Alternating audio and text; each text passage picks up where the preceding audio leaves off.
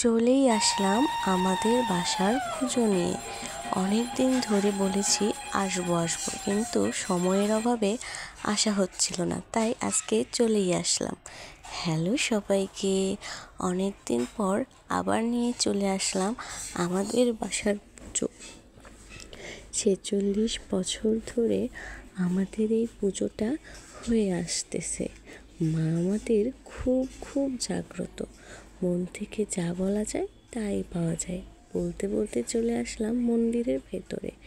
অনেক কাজ, পুজো বলে কথা, কাজ তো হবেই। আমার ঠাম্মি প্রতি বছরই রান্না করে, কারণ তাকে নিয়ম দিয়েছে তাকে রান্না করতে হবে। কিন্তু এখন সে একটু বুড়ো হয়ে গেছে, তো সেজন্য ব্রাহ্মণকে দিয়ে রান্না করানো হয়, কিন্তু সে আগে শুরুটা করে। এই তো বলতে বলতে দেখো আমিও এসে বসে পড়লাম ঠাকুরের কাজ করতে। লাল চন্দন বাঁধতেছি, অনেকটা বাঁধতে হয়, মানে ধৈর্য সহকারে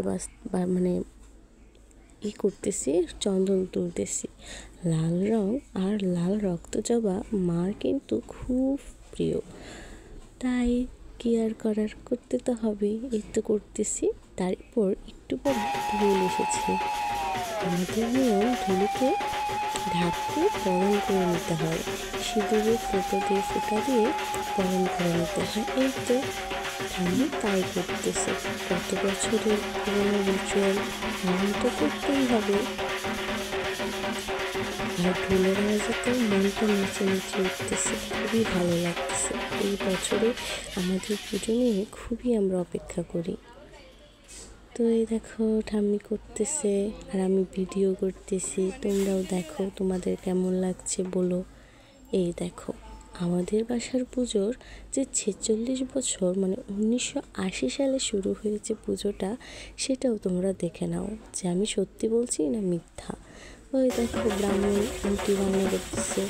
তার কিছুক্ষণ পরে চলে যাচ্ছি আমরা সবাই মিলে আমাদের বাসার মাকে নিয়ে আসতে। কত যে আনন্দ লাগতেছে, মানে নিচে নিচে গেছি। এতগুলো ভিডিও তো স্কিপ করা সম্ভব না, তাই অল্প অল্প করে করছি। তোমাদের কেমন লাগতেছে অবশ্যই জানিও। আর সবাই আমাদের থেকে তাকিয়েছিল যে ওরা কোথায় যাচ্ছে। এই তো বলতে বলতে এসে পড়লাম মাকে নিতে। আমাদের এবছরের মাকে কি সুন্দর লাগছে, তাই না? বলতে বলতে মাকে নিয়ে চলে যাবো এখন আমাদের বাসায়। তো এই দেখো সবাই নিয়ে উঠতেছে, সবাই আস্তে আস্তে করে যাচ্ছে, আর আমরাও তাদের পিছু পিছু করে যাচ্ছি। এই তো এখন মাকে গাড়িতে তোলা হবে। জয় মা। তারপর গাড়িতে তোলার পর এই তো মাকে বসানো হলো। তারপর আমরা উঠলাম, এভাবেই চলে আসলাম বাসায়। এই দেখো এখন মাকে নিয়ে যাওয়া হচ্ছে আমাদের বাসায়। বৃষ্টি পড়ছিল তো, তাই আর রাস্তায় বরণটা করা হয়নি, তাই এখন নিয়ে যাচ্ছে। এই তো দেখো এটা হচ্ছে আমাদের বাসা। সবাই ধরে ধরে নিয়ে যাচ্ছে মাকে বাসায়। এখন মাকে বসানো হবে।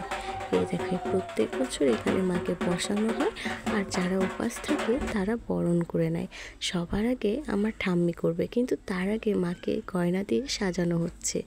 এই দেখো মাকে সাজানো হচ্ছে। মা পরিপূর্ণভাবে সেজে উঠেছে, কি সুন্দর লাগছে তাই না? মুখখানা অনেক ভালো লাগছে। এখন ঠাম্মি বরণ করবে, তারপর একে একে সবাই করবে।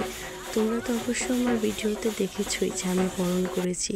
তারপর বরণ করা শেষে এখন চলে এসেছি প্রসাদে। এটা বাহিরে রান্না হচ্ছে, যারা ভোগের থেকে নিয়ে বাস পড়ে বা বাইরে থেকে সবাইকে প্রসাদ দেওয়া হবে।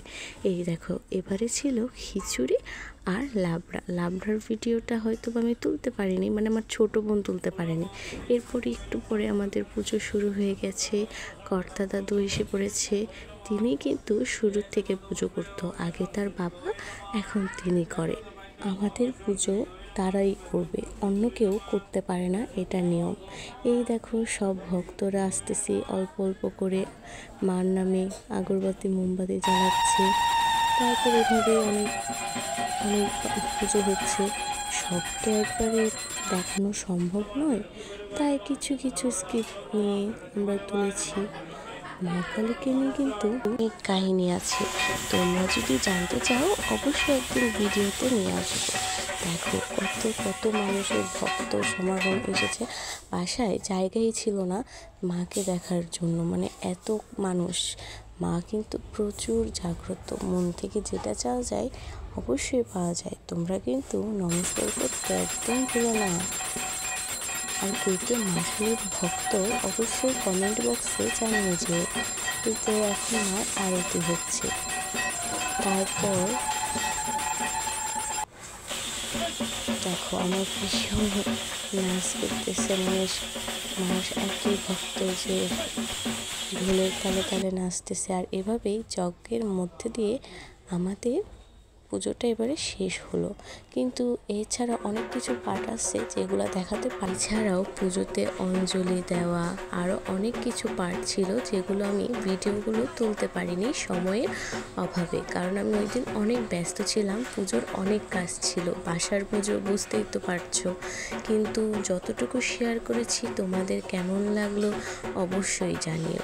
আর মার অনেক অনেক কাহিনী আছে যেগুলো কোনো একদিন অবশ্যই জানাবো। এটা ছিল এবারের ভোগের প্রসাদ।